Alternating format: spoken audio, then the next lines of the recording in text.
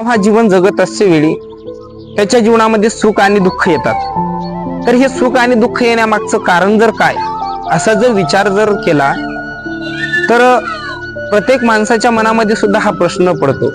त्यावेळी आपण विचार करतो की बाबा मी आज सगळं काही चांगलं वागतोय, लोकांसोबत इतकं चांगलं राहतोय, तरी सुद्धा माझ्या जीवनामध्ये एवढं दुःख कशामुळे?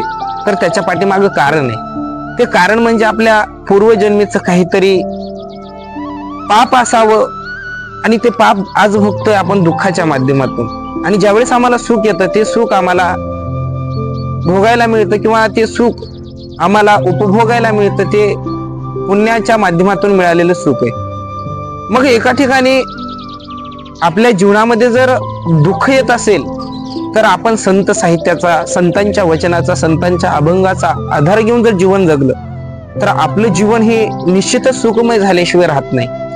एका ठिकाणी वीरशैव संत महादेव प्रभू म्हणतात, माणसाच्या जीवनामध्ये सुख आणि दुःख कसं येतं तर रोपिले ते वर आले त्याची फल प्राप्त झाले, कडवट आणि मधुर बीजासारखे अंकुर।